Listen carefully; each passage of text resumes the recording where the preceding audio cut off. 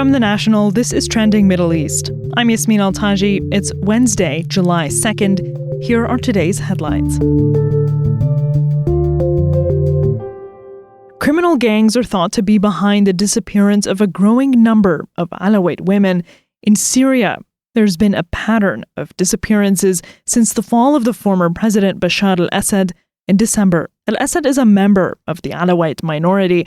With him gone, they're at risk of acts of revenge and political marginalization. Over the past 2 months, The National has spoken to a dozen families of missing Alawite women and girls, from teenagers to those in their late 30s. We've talked with activists based all around the world. We've talked with families of missing Alawite women and girls. The National's Maucourant Atallah reports. So we collected all of these testimonies and talked with activists, but there's still also many things that remain unknown. It's not clear who are those kidnappers, who they are, how organized they are, what really are their motives. Interviews with families and human rights and advocacy groups point to a troubling pattern of disappearances and kidnappings of Alawite women, often orchestrated by what appeared to be criminal networks. Many of these kidnappings frequently involve ransom demands motivated by financial gain or sectarian retribution. In most cases, actually, families told me the captors asked for money, an exorbitant sum of money which they could not afford. In one case, the captor asked for $25,000, and they told the family that they would never see their daughter again if they were not to pay right away. In another case, the sectarian aspect also is obvious. A mother told me that based on the testimony of her daughters, that the captors asked about the girls' sectarian affiliation before kidnapping them.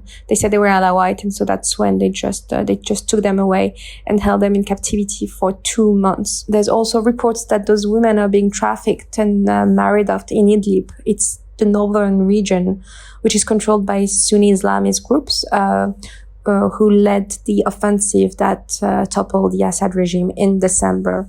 The new authorities and the Syrian president Ahmad al-Shara have pledged inclusivity, but I think the way they would be dealing with this wave of abductions will show how serious really they are. Members of what's been described as a terrorist cell arrested in Beirut were plotting a day of attacks on the Shiite community this weekend.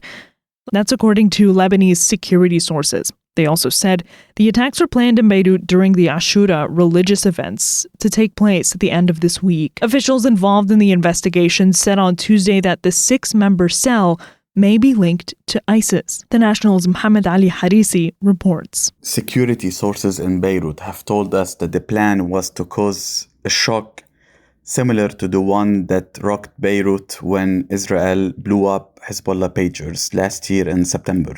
They also claim that the situation in Lebanon is very tricky and that security-wise, the country has been exposed and there are multiple terrorist cells activated throughout the country. The arrests come at a critical time for Lebanon, which is under pressure from the U.S. to include Hezbollah's disarmament in its official government agenda as soon as possible. They told The National that Washington is also seeking to link the future of Lebanon and Syria's relations with Israel, pushing for a form of truce that would fall short of full normalization, but making that something that could be pursued in the near future.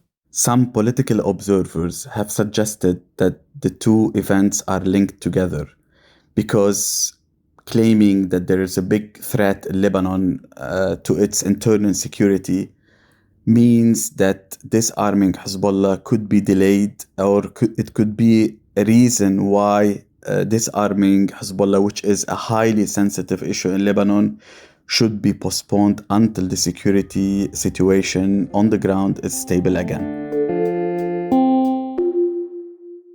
Hamas officials have said the group is positively engaging with mediators for a ceasefire, but the fate of an agreement lies in talks between the U.S. and Israel. This comes after U.S. President Donald Trump said a ceasefire agreement could be reached this week.